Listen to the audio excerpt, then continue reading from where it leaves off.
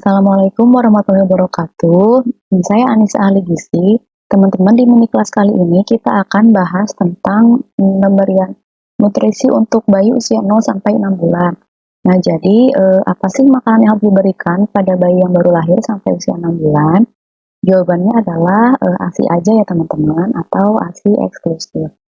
ASI eksklusif itu adalah pemberian ASI saja tanpa tambahan makanan dan minuman lain, termasuk air putih, susu formula, biskuit, bubur, itu sebenarnya nggak boleh ya, nggak perlu dan nggak boleh sama sekali untuk bayi sampai usia 6 bulan. Nanti dijelaskan ya alasannya. Nah, untuk pemberiannya ini adalah setiap 2 jam atau 12 kali sehari, jadi pagi 4 kali, siang 4 kali, sore ke malam 4 kali. Nah, ini hanya kisaran aja ya teman-teman, jadi sebenarnya diberikan sesering mungkin sesuka bayi sampai bayi kenyang. Nah, ini juga jadi pengingat, jadi kalau misalkan bayi tidur kelamaan, itu harus dibangunin ya teman-teman, kalau udah 2 jam gitu ya, dibangunin untuk disusui ya teman-teman, jangan kelamaan tidur atau kelamaan main. Nah, untuk setiap sesi menyusui ini minimal 10 menit ya teman-teman, setiap payudara. Jadi caranya kosongkan satu payudara, kemudian baru pindah ke payudara yang lainnya, karena ada yang namanya formilk dan hindmilk. Nah, formilk ini adalah kandungan ASI yang keluar di awal-awal. Ini lebih lebih banyak air ya, lebih cair. Nah, nanti setelah beberapa menit barulah ASInya itu jadi kental atau jadi hindmilk. Ini lebih tinggi lemak. Jadi biar bayinya teman-teman itu mendapatkan seluruh nutrisi dari ASI. Jadi setelah kosong payudara sebelah kanan misalkan, baru pindah nih ke sebelah kiri dan dikosongkan sampai benar-benar kosong ya teman-teman. Jadi jangan nyusuin itu misalkan nyusuin 2 menit langsung pindah ke kiri, 2 menit pindah ke kanan, 2 menit. Nah, itu nggak boleh ya teman-teman. Pertama, bayi nggak akan mendapatkan ASI hindmilk atau nggak akan mendapatkan keseluruhan nutrisi ASI. Selanjutnya payudaranya nggak akan terlalu kosong. Akhirnya apa? Produksi ASI selanjutnya itu nggak akan banyak ya. Jadi kalau misalkan mau produksi ASInya banyak, ketika menyusui harus disusuin sampai payudaranya kosong biar biar merangsang produksi ASI lebih banyak lagi. Nah, selanjutnya pastikan ASI lancar. Nah, ini yang banyak jadi masalah ibu-ibu ya yang gampang beli susu formula biasanya. Duh, ASInya nggak ada, ASInya seret, atau misalkan payudaranya sakit, lecet, macam-macam. Nah, untuk masalah-masalah ini insya Allah akan dibahas di video terpisah karena akan sangat panjang banget sekali pembahasannya. Nah, selanjutnya bagaimana sih kita menilai bayi kita cukup ASInya? Nah, teman-teman jangan dulu cerita nih ke orang-orang kalau misalkan, "Bu, anakku minum ASI tapi kok masih kecil aja sih badannya." Nah, itu berarti belum dievaluasi ya teman-teman. Jadi, evaluasinya itu pertama adalah bayi terlihat kenyang dan senang dan nyaman. Jadi bayinya itu nyaman, nggak gelisah gitu ya. Pokoknya kelihatanlah bayinya itu kenyang gitu. Selanjutnya adalah dari warna urin. Bayi yang ASInya cukup itu urinnya warnanya jernih dan tidak berbau pekat ya, tidak berbau tajam. Urinnya tidak pekat dan tidak berbau tajam. Jadi kalau misalkan kita cek popoknya bayi nih, ternyata warnanya tuh kuning kecoklatan atau kuning pekat terus baunya menyengat banget. Nah, itu artinya bayi kita kurang terhidrasi dan kurang ASI ya teman-teman. Jadi ASInya kurang. Selanjutnya dari kenaikan berat badan. Rata-rata kenaikan berat badan itu adalah 1,5 ons setiap minggu. Atau kita lihat di grafik berat badannya teman-teman, grafik berat badan tinggi badan yang ada di KMS. Jadi si proteinnya itu akan mengikuti garis pertumbuhan. Nah, untuk teman-teman yang belum mengerti cara membaca grafik pertumbuhan, bisa nih bawa aja KMS-nya ke posyandu atau puskesmas. Nanti diajarin cara membaca grafik pertumbuhannya. Selanjutnya kita akan bahas beberapa hal yang hanya ditemukan pada ASI, yang menjadikan ASI istimewa, unggul, dan sempurna sebagai satu-satunya makanan bayi. Dan hal-hal ini tidak akan ditemukan di susu formula manapun, sebagus apapun, semahal apapun. Nah, pertama ada enzim ya teman-teman. Jadi teman-teman pada tahu kan kalau nutrisi di ASI itu lebih mudah diserap daripada susu formula. Nah, karena dia salah satunya ada enzim ya. Nah, perlu teman-teman ketahui, nutrisi yang ada di makanan itu nggak langsung diserap tubuh, tapi dia harus dipecah menjadi molekul sederhana agar diserap oleh tubuh. Contohnya, karbohidrat harus dipecah menjadi gula sederhana, baru diserap tubuh. Di ASI ada enzim amilase, jadi 100% karbohidrat di ASI akan diserap tubuh. Selanjutnya, protein harus dipecah menjadi asam amino agar bisa diserap tubuh. Di ASI ada enzim protease, akhirnya 100% protein pada ASI bisa diserap tubuh. Nah, lemak harus dipecah menjadi asam lemak sederhana biar diserap tubuh. Di ASI ada enzim lipase. Jadi 100% lemak di ASI diserap tubuh. Makanya kadang anak yang ASI ini seringnya ya anak yang ASI ini pupnya jarang atau sedikit karena asupan nutrisinya ini optimal diserap oleh tubuh. Selanjutnya ada juga enzim lisozim yang menstimulasi kekebalan tubuh, ada juga laktoferin untuk meningkatkan penyerapan zat besi yang mana ini penting untuk sistem imun dan pembentukan sel darah merah dan puluhan enzim lainnya. Enzim ini sangat banyak ya teman-teman. Nah, lalu gimana kalau susu formula? Susu formula ini dia penyerapannya ini mengandalkan enzim yang ada pada bayi. Akhirnya apa?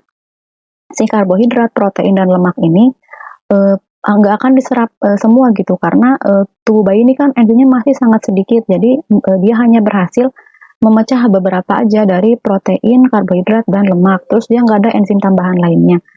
Udahnya emang enzimnya sedikit, penyerapannya nggak maksimal, organ pencernaan bayi ini sebenarnya dia belum cukup matang, jadi masih dalam proses pematangan. Akhirnya dia dipaksa untuk memecah sesuatu yang belum dia mampu gitu.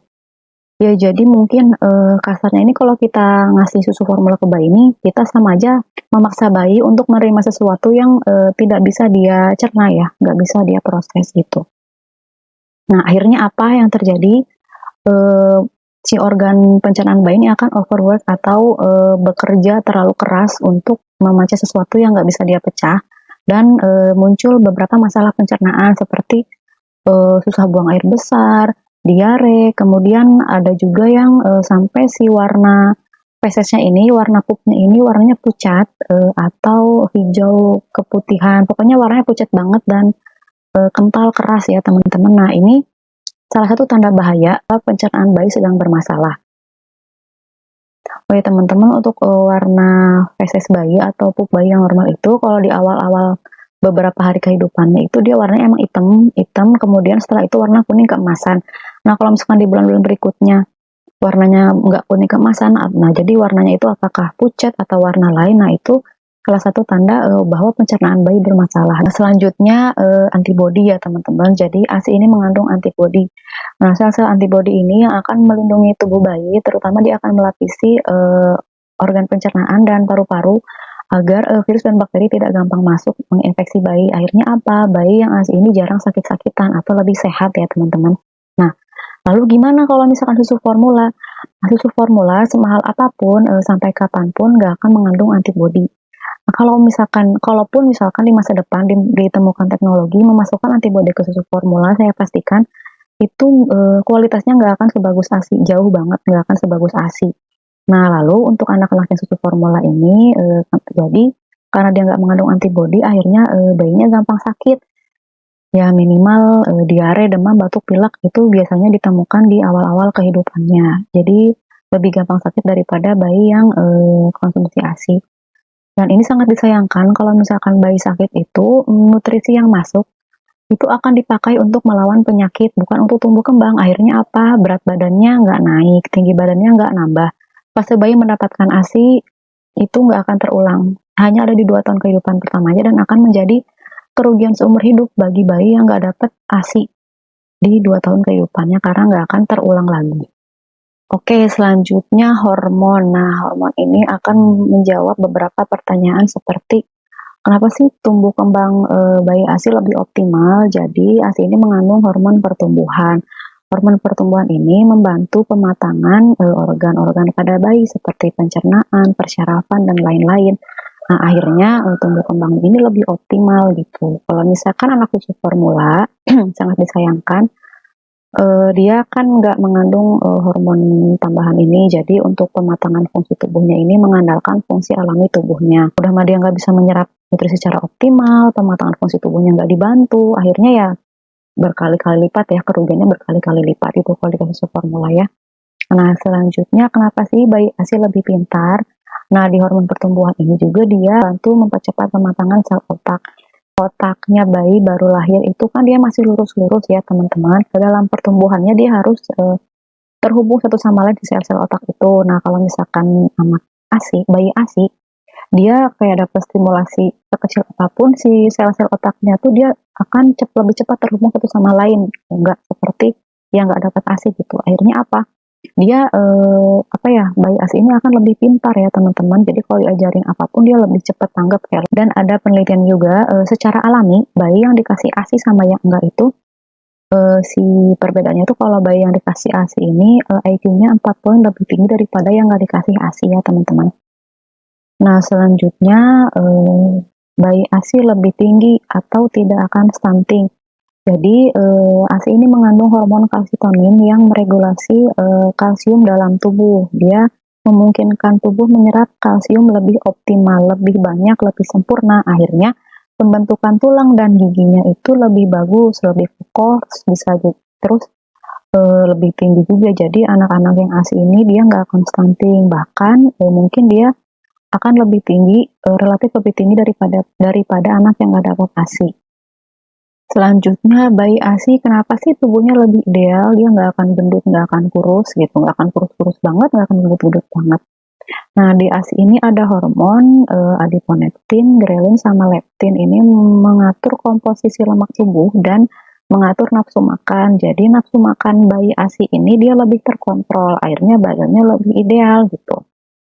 Nah, adapun, anggapan yang salah ya di masyarakat itu kayak, "Duh bayi yang bagus tuh yang gendut gitu, lucu banget bayi yang gendut, yang obesitas," gitu. Nah ini salah ya teman-teman, postur bayi yang bagus itu yang ideal, nggak terlalu kurus, nggak terlalu gendut. Kalau misalkan bayi obesitas atau terlalu gemuk, itu bahayanya, dia akan lebih mudah terkena penyakit degeneratif seperti diabetes, penyakit jantung, hipertensi, penyakit ginjal, dan lain-lainnya ya teman-teman. Nah selanjutnya,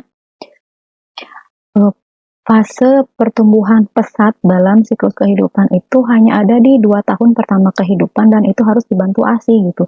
Jadi kalau misalkan teman-teman, melewatkan nih fase memberikan ASI pada anaknya, ini akan menjadi kerugian seumur hidup untuk bayinya karena fase-fase ini nggak akan terulang lagi, di usia-usianya nanti gitu. Jadi ini kesempatan emas ya teman-teman memberikan ASI pada bayi, selama 2 tahun. Nah, selanjutnya nutrisi emosional, stimulasi dan bonding yang lebih kuat pada menyusui langsung atau DBF. Kan kalau proses menyusui langsung itu ada proses perlekatan kulit ke kulit gitu, jadi bayi menghisap payudara ibu, kemudian bayi mengelus-elus dada ibu, ibu memegang tangan bayi, saling bertatapan. Nah, hal-hal seperti itu kalau intens ini akan, meningkatkan kecerdasan emosional pada bayi.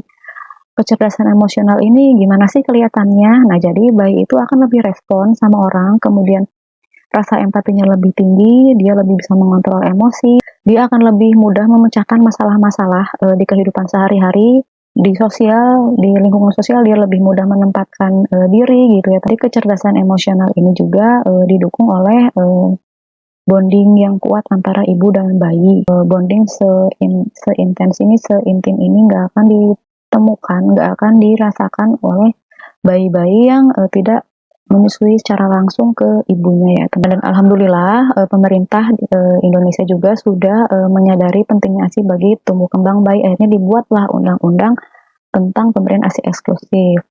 Undang-Undang Nomor 3 Tahun 2012 tentang ASI eksklusif, pasal 6. Setiap ibu yang melahirkan harus memberikan ASI eksklusif kepada bayi yang dilahirkannya karena, salah satu hak bayi itu adalah mendapatkan ASI. Oke, selanjutnya pasal 7. Nah, ibu-ibu ini nggak apa-apa, bayi ini nggak apa-apa nggak mendapatkan ASI, asalkan memenuhi kriteria sebagai berikut. Pertama, indikasi medis, misalkan ibu mengidap penyakit menular seperti HIV atau misalkan penyakit-penyakit kronis yang tidak memungkinkan memberikan ASI pada bayi. Selanjutnya, ibu tidak ada atau ibu meninggal. Nah, selanjutnya ibu terpisah dari bayi. Nah, selanjutnya dalam hal ibu tidak dapat memberikan ASI eksklusif, pemberian ASI eksklusif dapat dilakukan oleh pendonor ASI. Nah, di sini juga dijelaskan teman-teman, jadi kalau misalkan nggak bisa dapat ASI eksklusif dari ibunya, yang pertama dicari itu adalah donor ASI ya, bukan susu formula. Kalau misalkan donor ASI nggak didapatkan, nah barulah dokter merekomendasikan susu formula. Selanjutnya, pasal 12, setiap ibu yang melahirkan bayi harus menolak pemberian susu formula bayi dan atau produk bayi lainnya. Nah, teman-teman kalau misalkan lahiran di rumah sakit atau bidan, terus rumah sakit atau bidan ini memberikan susu formula kepada bayi teman-teman tanpa persetujuan teman-teman atau keluarga, Ini bisa dipidana ya teman-teman karena udah ada undang-undangnya, undang-undang pelanggarannya juga udah ada. Oke, setiap orang yang sengaja menghalangi program pemberian ASI eksklusif dipidana penjara paling lama 1 tahun atau denda paling banyak 100 juta rupiah. Terima kasih atas waktu dan perhatiannya menyimak mini kelas kali ini. Apabila ada pertanyaan, kritik, dan saran yang membangun, silakan tinggalkan di kolom komentar ya. Wassalamualaikum warahmatullahi wabarakatuh.